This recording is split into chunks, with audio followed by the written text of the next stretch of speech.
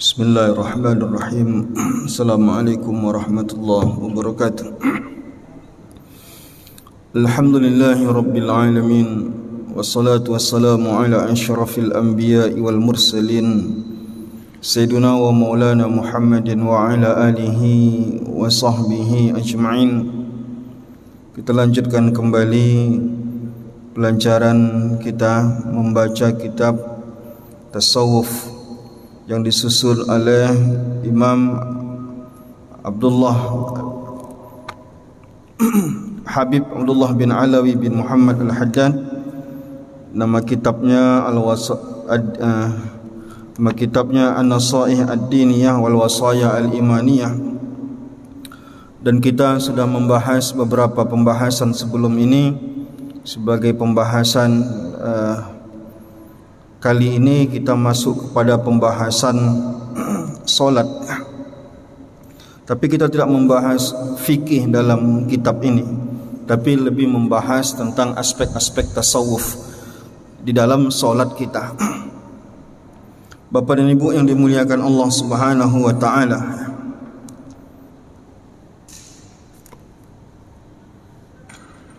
Habib Abdullah bin Alawi bin Haddad menyebut bahawa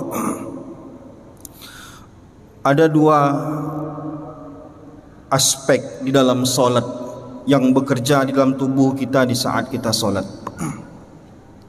Ulama lain menyebut tiga. Ulama lain menyebut bahawa di dalam solat setidaknya ada tiga unsur yang bekerja di dalam tubuh kita. Ada yang disebut dengan a'malul jawarih, yaitu pekerjaan-pekerjaan fisik, pekerjaan-pekerjaan anggota tubuh yang bekerja di dalam solat.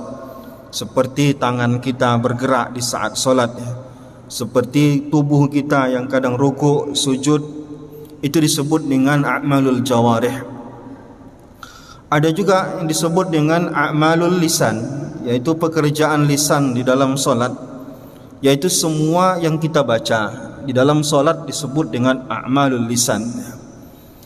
Ada juga yang disebut dengan a'malul qulub.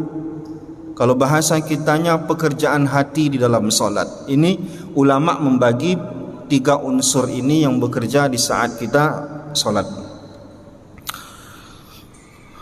Tetapi Imam Al-Haddad membaginya menjadi dua, mempersempit pembagian menjadi dua. Yang tiga yang kita sebutkan tadi dia persempit menjadi dua. Yang pertama ada yang disebut dengan perbuatan-perbuatan zahir. Yang kedua ada yang disebut dengan perbuatan-perbuatan batin di dalam salat. Apa yang dimaksud dengan perbuatan zahir? Perbuatan zahir yang dimaksud adalah perbuatan-perbuatan bacaan dan gerakan. Ini disebut dengan perbuatan zahir. Dan kita mulai dari SD, mulai dari TK, mulai masuk kita sanawiyah, masuk SMA, masuk aliyah, sampai kita kuliah, banyak kita mempelajari amal-amal zahir di dalam solat ini.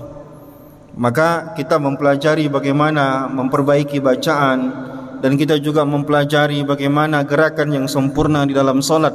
Dan ini unsur-unsur yang penting dalam solat karena banyak rukun di sana. Tapi mempelajari ataupun memperhatikan perbuatan zahir saja di dalam ibadah itu tidak cukup. Mesti memperhatikan aspek zahir, aspek batinnya. Ini yang dimaksud oleh Habib Abdullah bin Alawi Al-Haddad ini. Apa yang dimaksud dengan amal batin? Amal batin yang dimaksud adalah kekhusyukan, keikhlasan, dan juga menghadirkan hati di dalam solat. Ini yang disebut dengan amal batin di dalam solat. Maka Allah Subhanahu wa taala mengatakan qad aflahal mu'minun allazina hum fi salatihim khashi'un. Beruntunglah orang-orang yang salat, tetapi yang beruntung hanyalah mereka-mereka yang mampu khusyuk di dalam salat. Maka khusyuk ini artinya adalah pekerjaan batin, bukan pekerjaan zahir, bukan pekerjaan fisik. Maka Imam Al-Haddad di dalam kitab ini maka dia menyinggung bahwa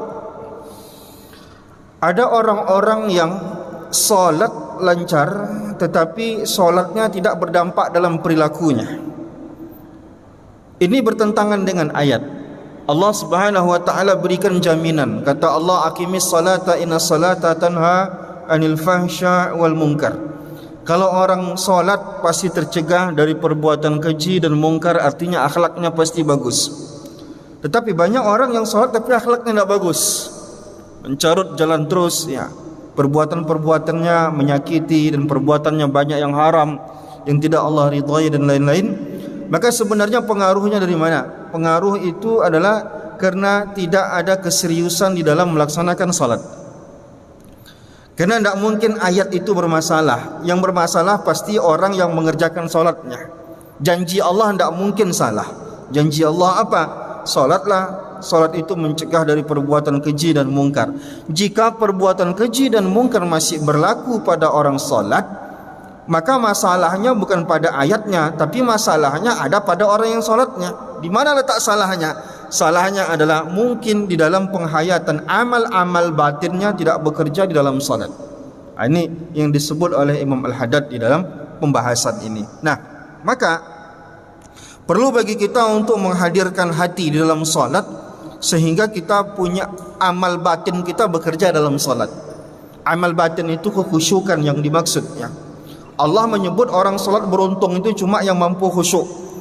Wa aqimus salata wa atuz zakah wa innaha lakabiratun illa 'alal khashiin. Salat itu berat. Tetapi ada orang yang tak berat melaksanakan salat. Di sini letak kata kuncinya, kata Allah, allazina yazunnuna annahum mulaqu rabbihim wa annahum ilaihi raji'un. Orang yang bisa khusyuk di dalam salat hanyalah orang-orang yakin berjumpa dengan Allah Subhanahu wa taala. Maka Rasulullah sallallahu alaihi wasallam dalam sebuah hadis memberikan kita semuanya tips agar kita bisa mempekerjakan batin dan hati kita dalam salat. Kata Rasulullah sallallahu alaihi wasallam, "Uzkuril mauta fi salatika fa innar rajula idza zakara al mauta fi salatihi la harriyun an yuhsina salatahu." Perbaiki salat dengan banyak mengingat mati di dalam salat, kata Rasulullah. Karena sesungguhnya orang yang ingat mati di dalam salatnya pasti dia memperbaiki, memperbagus, memperindah, mempercantik salatnya.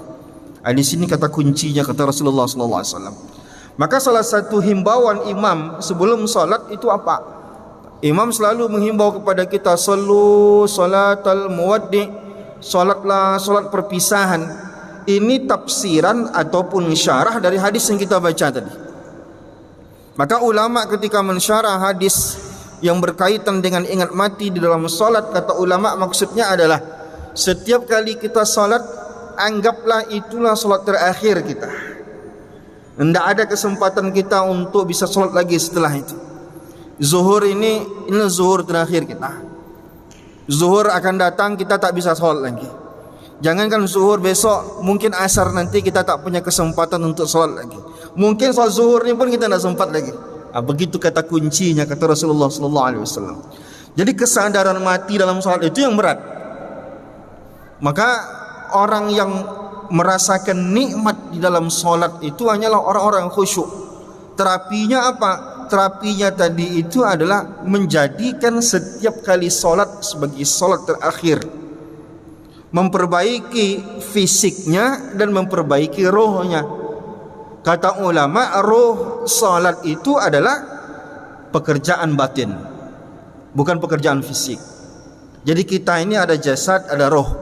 Kita bisa berbicara, kita bisa ini segala macam karena ada jasad, ada roh. Orang yang salat mempekerjakan bacaan yang bagus, gerakan yang sempurna, tapi hati tak bekerja, itu sama ibaratnya orang punya jasad tapi tak punya roh.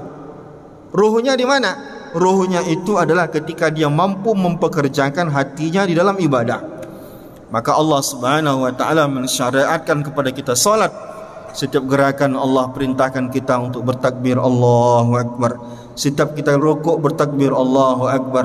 Setiap kali kita sujud kita bertakbir Allahu Akbar. Setiap gerakan-gerakan kita diperintahkan untuk bertasbih, berzikir, mengingat Allah Subhanahu wa taala, agar kita setiap hal yang kita lakukan dalam solat, mulai dari takbiratul ihram sampai Assalamualaikum, hati kita mampu bekerja dengan baik, tidak melayang-layang pikiran kita, tidak ke sana kemari hati kita, tapi fokus menghadap dan menyembah Allah yang Maha Kuasa.